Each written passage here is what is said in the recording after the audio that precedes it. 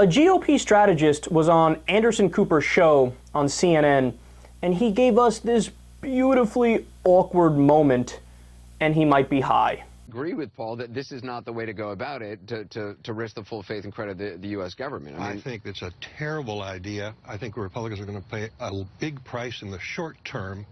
A friend explained to me today finally what Ted Cruz is doing, and I finally understand. He's having bunny sex. It actually... This is a late night edition of 360. In nature, there are boom and bust cycles.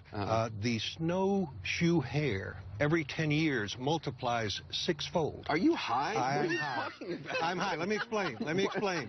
Totally high. I wish I was after you. The snowshoe hare, I thought it's a marvelous explanation. Every 6 years, every 10 years, multiplies sixfold. Bunnies like sex, apparently. But the boom produces a bust. They press their food supply. They invite predators. Right now, Ted Cruz, what he's doing feels good. He's growing his supporters.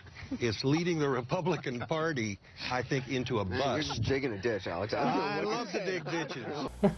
I like ditches. You say ditches? I like ditches. Yeah, let's go dig an actual one. Yeah. This guy's special needs, man. Look, there's a small chance he might actually be high. Or maybe drunk or something like that. And I'm not hating. Look, you're standing on the lawn in Washington, D.C.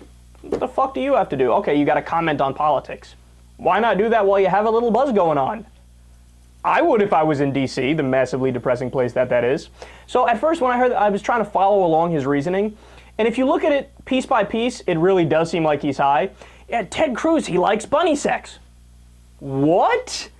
Yeah, it's a boom-bust cycles, and the snowshoe hare multiplies by sixfold. Sixfold. What are you saying?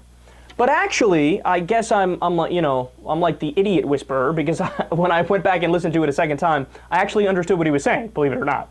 He's trying to make an analogy where he says, just like, you know how the Tea Party exploded in 2010 and they all got elected and there was this big, revolutionary takeover of the House of Representatives. And then in 2012, they lost, but the Republicans, because of gerrymandering, maintained a majority in the House of Representatives, right?